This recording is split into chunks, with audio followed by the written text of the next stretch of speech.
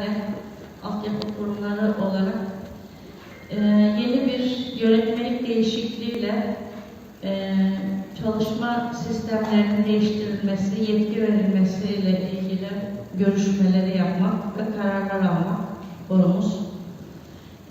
İçişleri Bakanlığı'nın 24 Aralık 2020 tarihli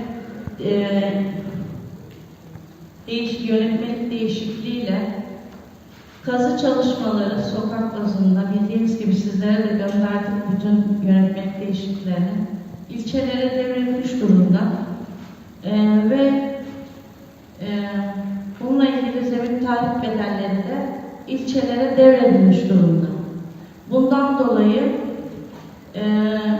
sistemsel olarak değişiklikler olduğu için çalışma sistemimizi burada oluşturmak amacındayız.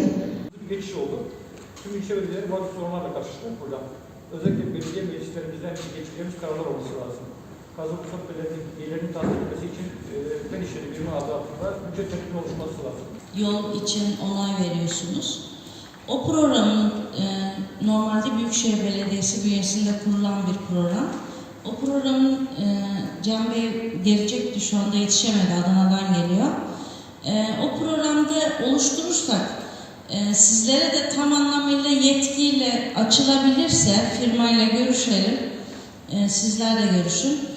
Tamamıyla sistemde siz ruhsat çıkartıp verebilirsiniz.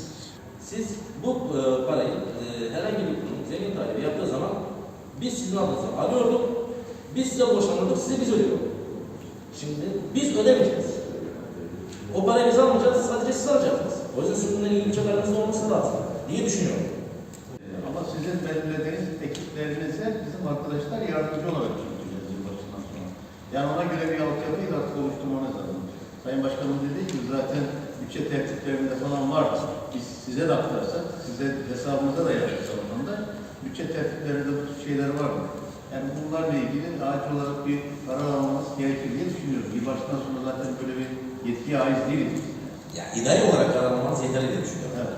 16 sayılı yasa çerçevesinde cadde ve bulvarların kimlere ait olduğu belirlenmiştir. Bu ilçelere kendi aramızda yapmış olan protokollerde ve genel esaslarda belli.